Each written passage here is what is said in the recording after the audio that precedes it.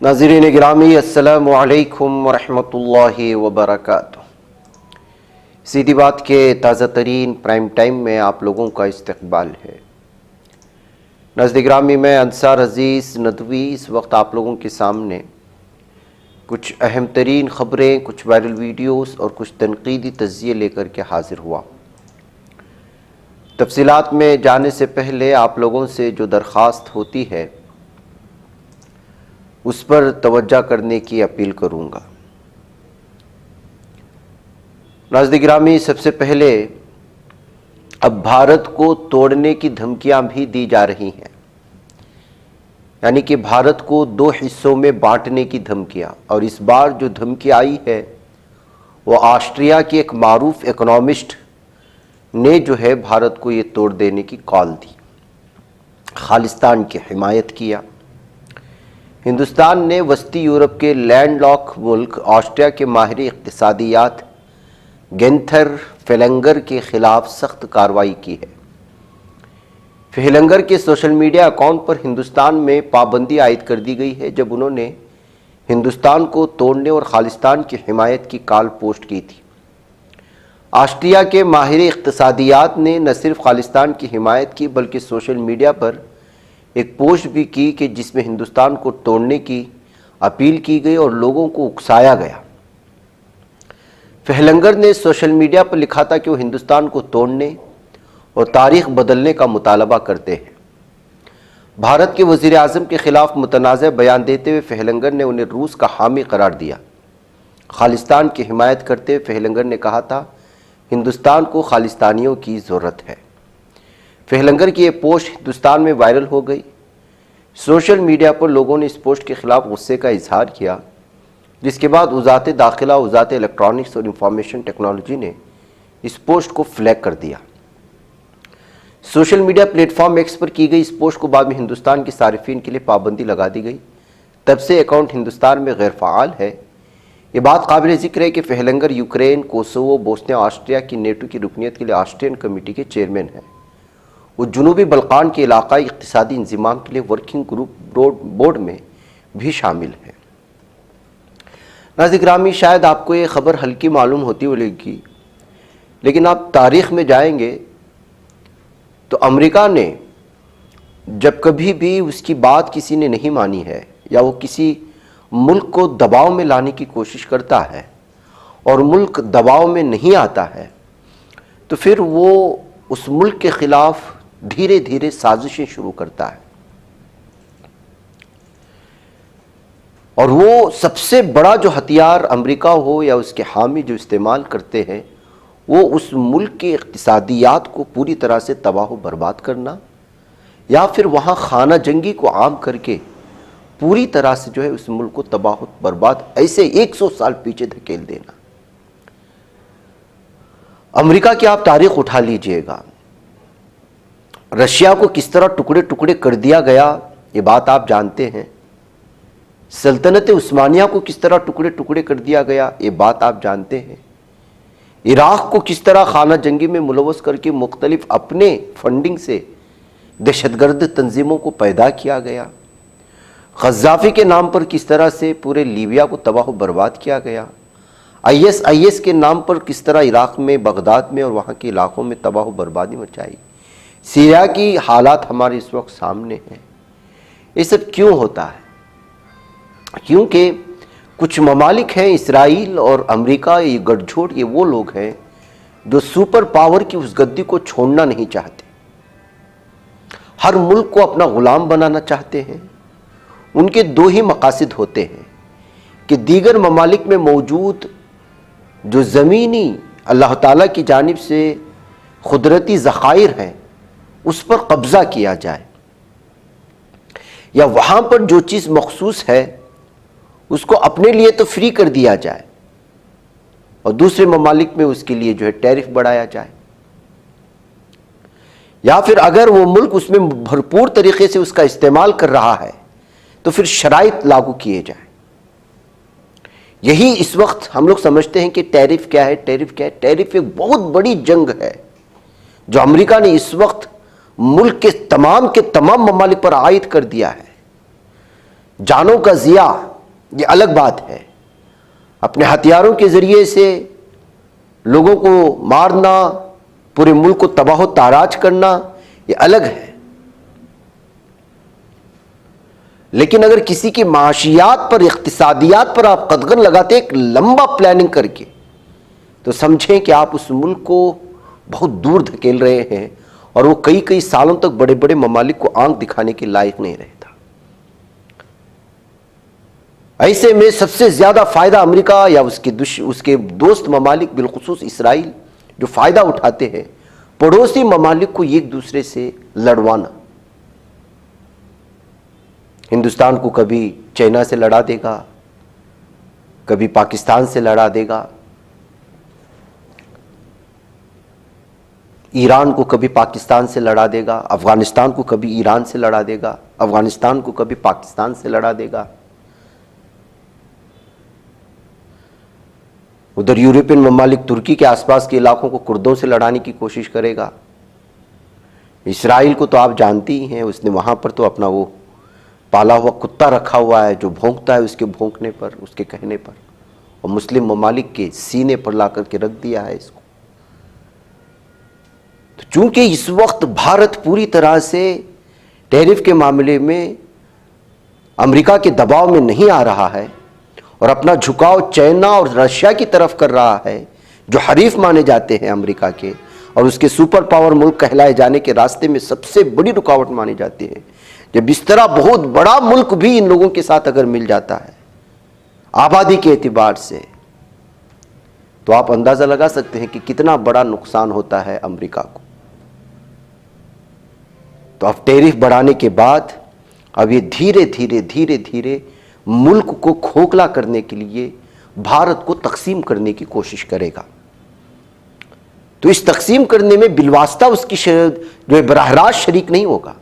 वो कभी ऑस्ट्रिया के मारूफ इकोनॉमिस्ट का इस्तेमाल करेगा, फिर रशिया के दुश्मन ममालिक क्या है उनकी फहरिस्त तैयार करेगा, फिर उन ममालिक के ज़रिए से जो है भारत के ख़िलाफ़ बोलने, यहाँ की चीज़ों को दुनिया के सामने लाने की एक पूरी तरह से एक थ्योरी या एक लॉबी तैयार करके उसको दुनिया के सामने लाएगा और फिर फंडिंग करके तबाह बर्बाद करने की कोशिश करेगा। यही होता आया है, यही होगा जो कोई भी इसराइल और जो है जालिम अमेरिका की बात नहीं मानता। ऑस्ट्रिया के मारूफ इकोनॉमिस्ट का फौरी तौर पर एक ट्वीट कर देना, खालिस्तान की हिमायत करना, भारत को तोड़ देने की अपील करना, ये कोई मामूली बात नहीं। लोग इसको सिर्फ खबर समझ करके निकल रहे हैं। एक बहुत बड़ी साजिश है जो इस वक्त भारत को तोड़ने की कोशिशें हो रही हैं। वजह उसकी है कि भारत इस वक्त इस सुपर पावर ममालिक के सामने घुटने टेकने को तैयार नहीं है। तो नतीजा क्या निकल रहा है कि यूक्रेन के हामी ममालिक को इस्तेमाल करते हुए, रशिया के अपोजिट ममालिक का इस्तेमाल करते हुए, पहले इकोनॉमिस्ट से और मुख्तलिफ लोगों का इस्तेमाल करते करते फिर आगे बढ़ने की कोशिशें होंगी। ये तबसरे इस वक्त सामने आ रहे हैं। भारत को किस कदर नुकसान हो रहा है उसकी भी मैं अगर आपको तस्करा करते हुए आगे निकलूं तो इस वक्त जो फैसला ट्रंप का आया है, 250 बिलियन डॉलर का नुकसान होगा भारत को और लाखों नौकरियां खतरे में पड़ जाएंगी। सदर ट्रंप अब अमेरिकी आईटी कंपनियों को, हिंदुस्तानी कंपनियों को अपना काम आउटसोर्स करने से रोकने पर गौर कर रहा है। मतलब नहीं समझे आप? कंपनी अमेरिकी बेस होते हैं, लेकिन वो कंपनियां अपने मेन जो ब्रांचेस होते हैं या उसकी एशियन ममालिक में अक्सर करते हैं, उसमें सबसे ज़्यादा भारत में वो या तो मद्रास को चुनते हैं, चेन्नई, या फिर बेंगलुरु सरे फहरिस्त है आईटी कंपनियों के लिए जो अमेरिकी बेस होते हैं। और सेकेंड नंबर पर जो है वो हैदराबाद की हाईटेक सिटी है। यहाँ अमेरिकी बेस सबसे बड़ी बड़ी कंपनियां सॉफ्टवेयर की यहाँ होती हैं। वो यहाँ की एम्प्लॉयज़ को हायर करते हैं, यहीं बिठाते हैं, इनसे काम लेते हैं, फिर आउटसोर्स के ज़रिए से जो है काम निकालते हैं और अपने इलाकों में सॉफ्टवेयर को बेचना जो कुछ भी है। तो इससे क्या होता है कि जो है वो डॉलर के हिसाब से यहाँ सैलरी देते हैं, लेकिन उनके हिसाब से वो बहुत सस्ता होता है और भारत के लोगों के लिए वो बड़ी जो है तनख्वाह महसूस होती है। अब ये जो है खबर जो सामने आ रही है वो ये है कि अगर इस तरह 50% टैरिफ आयद करने के बाद ट्रंप की हुकूमत अमेरिकी आईटी कंपनियों को अगर हिंदुस्तानी कंपनियों को अपना काम आउटसोर्स करने से रोकने पर गौर करता है, फैसला लेता है, तो हजारों मुलाजिमीन की जॉब्स चली जाएंगी। जाहिर सी बात है कि अमेरिका की आईटी कंपनीज में हायर नहीं करेंगी, अपनी कंपनियां उठा लेंगी, वो किसी और मुल्क में मुंतकिल करेंगी। मुमकिन है कि वो जो है पाकिस्तान मुंतकिल कर दे, बांग्लादेश मुंतकिल कर दे, सिंगापुर मुंतकिल कर दे, मलेशिया मुंतकिल कर दे या चाइना मुंतकिल कर दे। तो ये सूरत हाल होती है। तो अगर इस तरह का फैसला लिया तो ये भी बहुत ज़्यादा मुश्किल में आ जाए। अमरीकी दाएं बाजू की कारकुन ट्रंप के करीबी हामी लोरा लोमर ने यह दावा किया। एक सोशल मीडिया पोस्ट में लोमर ने कहा कि उसका मतलब यह है कि अब आपको अंग्रेजी के लिए दो दबाने की जरूरत नहीं है, कॉल सेंटर्स को दोबारा अमरीकी बनाएं। भारत के आईटी सेक्टर पर जो हमला अगर इसने किया, दरअसल ट्रंप अपने अमेरिका फर्स्ट एजेंडे को आगे बढ़ा रहा है। इस बार उसका हदफ भारत का आईटी सेक्टर है। लोरा लोमर ने दावा किया कि ट्रंप और उसके मुशीर अमरीकी कंपनियों को हिंदुस्तान में आईटी खिदमात को आउटसोर्स करने पर पाबंदी लगाने पर जो संजीदगी से गौर कर रहे हैं, इससे जो है भारत को बहुत बड़ा नुकसान होगा। ट्रंप का इकदाम आलमी टेक्नोलॉजी मार्केटों को हिला करके रख सकता है।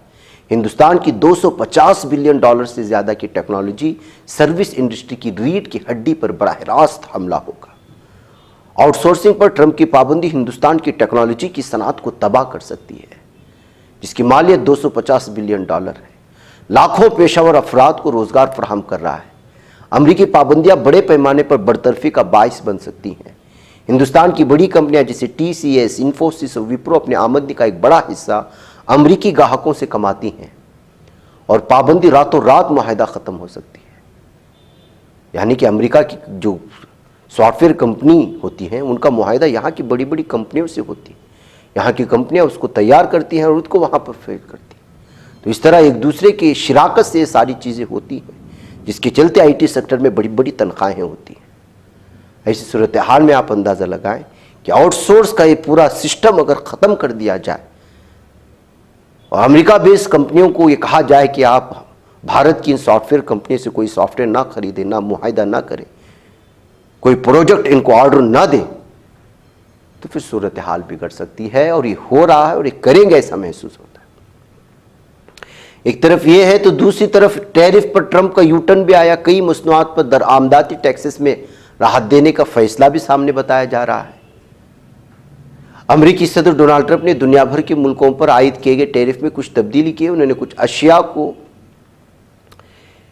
जो है टैरिफ से बाहर कर दिया है। व्हाइट हाउस ने 2 अप्रैल को नाफिज किए गए अपने रेसिप्रोकल टैरिफ में तब्दीली करते हुए कुछ अशिया जिनमें सर्राफे से मुतालिक सामान और कुछ अहम मादनियात और मसनूआत, दवा मसनूआत शामिल हैं, उसको टैरिफ से बाहर कर दिया है। यानी जो टैरिफ लगाए जाएंगे उन चीज़ों में नहीं होगा, जैसे एल्यूमिनियम हाइड्रोक्साइड रीजन और सिलिकॉन मसनूआत भी शामिल हैं, जिन पर रिवायती टैरिफ नाफिज होंगे, ये बताया जा रहा है। तो ये सूरत हाल है भारत के ख़िलाफ़ होने वाली साजिश के सिलसिले में मैंने आपके सामने रखी।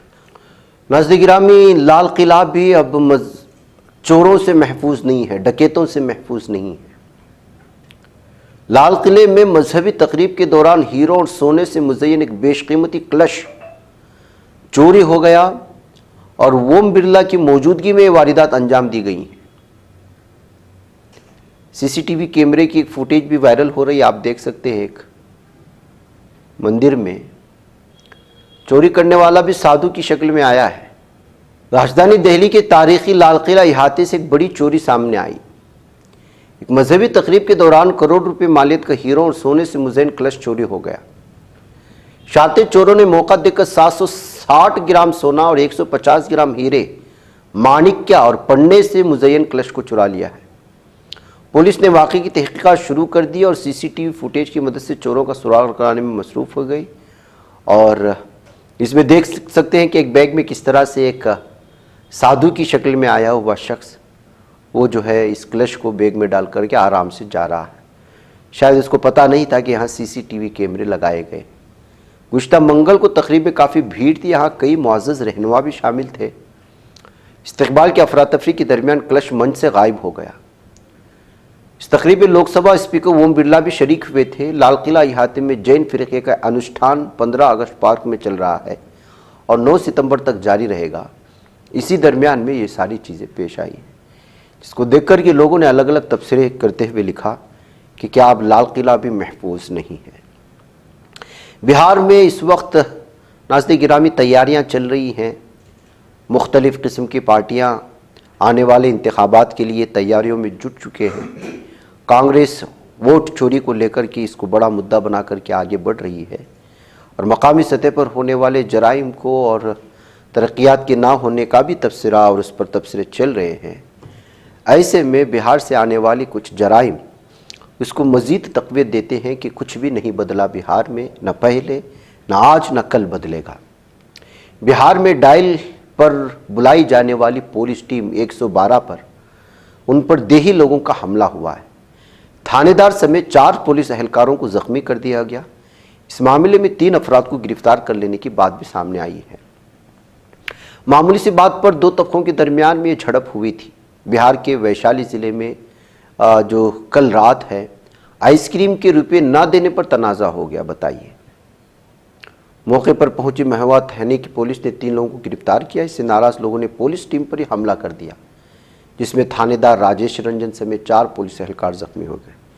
इस दौरान भीड़ ने पुलिस की गाड़ी में तोड़फोड़ की और राइफल भी छीन लिए, जिसके बाद पुलिस ने बरामद कर लिया। मौके पर पुलिस फोर्स तैनात है। 4 पुलिस एहलकारों को संगीन हालत में इलाज चल रहा है। ये बिहार है नाज़रीन गिरामी। आइसक्रीम के पैसे ना दिए जाने पर झगड़े होते हैं, पुलिस को बुलाया जाता है, पुलिस पर हमले होते हैं। हुकूमतें दावा करती हैं कि बिहार में सब कुछ सही चल रहा है। इधर नाज़रीन गिरामी, किस तरह से कर्नाटका के सिरसी में एक 9 साला लड़का अपने ही भाई की जानिब से हादिसाती तौर पर रिवाल्वर चल जाने की वजह से हलाक होने की खबरें आई हैं। बसप्पा उंदियार नामी शख्स का ये बेटा है करियप्पा, जिसकी उम्र 9 साल बताई गई है। सोमनल्ली विलेज में यहाँ पर वो भाई के साथ गन के साथ खेल रहा था, येर गन जिसको कहा जाता है। इस दरमियान गलती से चल गई तो भाई वहाँ मौके पर ही फौत हो गया है। दरअसल ये चूँकि प्लांटेशन होते हैं सिरसी के आसपास की देहातों में, जंगलाती माहौल होता है, वहाँ पर येर गन जो है हर घर में पाया जाता है, ताकि जो है वो अपने बगीचे की हिफाजत करे बंदरों से और दीगर जो जानवर यहाँ पर रात के वक्त में आते हैं।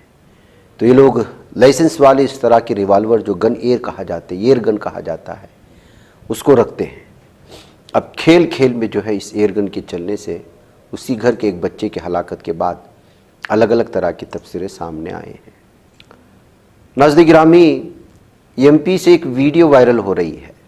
बताया जा रहा है कि स्टेज पर यहाँ के सीएम मोहन यादव मौजूद थे और एक लड़का बहुत ही ज़्यादा तकरीर कर रहा था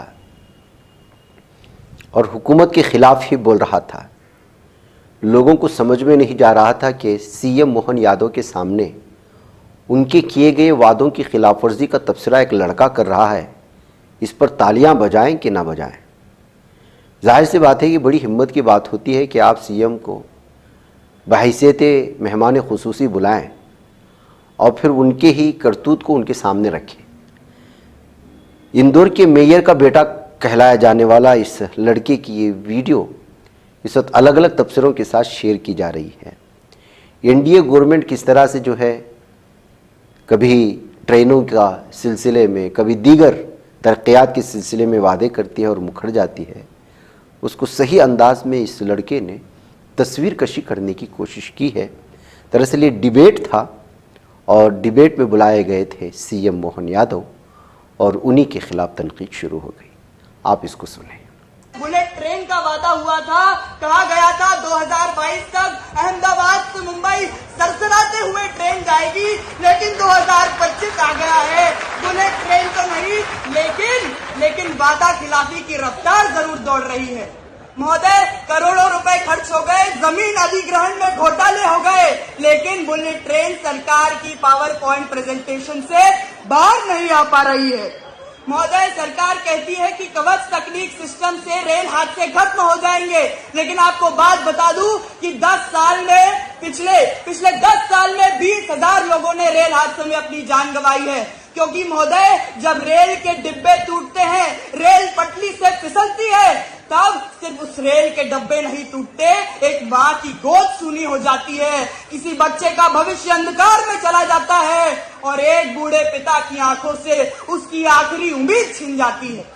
महोदय, स्टेशन रीडेवलपमेंट की बात होती है, कहते हैं 400 स्टेशन हम एयरपोर्ट जैसे बनाएंगे, बनते कितने हैं? केवल 20। वहाँ पे भी जनता की आवाज आती है कि हाँ, चमकते बोर्ड तो है, लेकिन पीने का पानी महंगा है और भीड़ की भीड़ वही है। लेकिन आज मैं आप सभी को कुछ तथ्य प्रस्तुत करना चाहता हूं कि सीएजी की रिपोर्ट 2022 हमें यह बताती है कि 1.25 लाख करोड़ रुपए जो जनता का पैसा स्टेशन बनाने के लिए स्वीकृत किया गया था, उसकी आज भी 80% परियोजनाएं बाकी है। उसके बाद जो 78% सुरक्षा पर पैसा खर्च करना था, उसे डाइवर्ट कर दिया गया।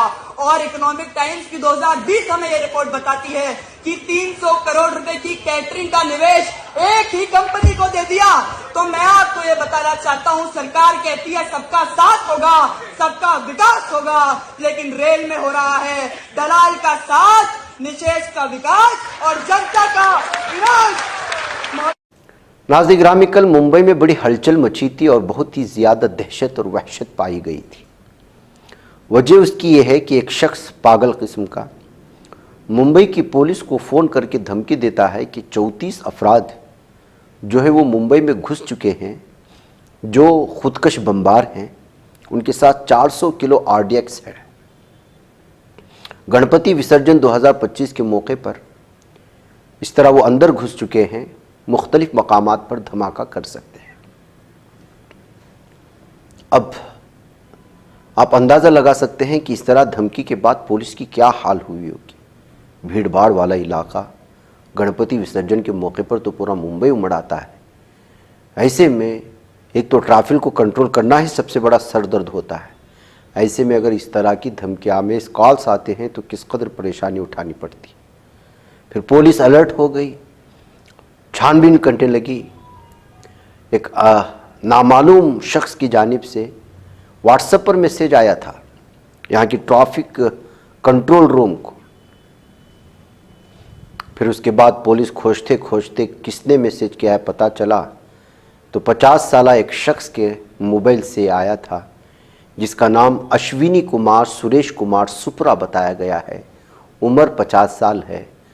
नोएडा के बुद्धनगर पुलिस ने, गौतम बुद्ध नगर पुलिस ने इसको गिरफ्तार किया है मुंबई पुलिस के साथ। अब एक शख्स किस कदर पूरी की पूरी पुलिस को परेशान कर सकता है, आप अंदाज़ा लगाएं। बैठा है नोएडा में, धमकी दे रहा है मुंबई पुलिस को, झूठ मूठ की बात। और इस तरह की जब धमकियां होती हैं तो पुलिस की निगाहें किस तरफ जाती है, शक किस तरह बढ़ता है, किस तरह मीडिया अलग अलग नामों से जो है एक मखसूस कौम को टारगेट करना शुरू कर देता है, जिहादी के नाम से, और न जाने अलग अलग अपनी ही मनगढ़ंत तंजीमों के नाम भी जोड़ देते हैं। मीडिया को बस जो है दहशत फैलाना होता है, वहशत फैलाना होता है। अब जब इसकी शनाख्त हो गई है, सारा कुछ हो गया है, अब इस पर बोलने को तैयार नहीं होती, क्योंकि नाम क्या है वो भी आप जानते हैं, कहाँ से धर लिया गया वो भी आप जानते हैं। नाज़रीन, मुझे इजाज़त दें। अस्सलामु अलैकुम रहमतुल्लाहि व बरकातहू। ये बच पाता है कोई सहाफ़ी की निगाहों से, मिलाता है ये लोगों को मोहब्बत की पनाहों से। करम और दर्द मंदी का है एक संसार, सीधी बात। अज़ीमत जुर्अतो हिम्मत का है इज़हार, सीधी बात। अज़ीमत जुर्अतो हिम्मत का है इज़हार, सीधी बात। ये चैनल हक निगर बनकर कुचल देता है फितनों को।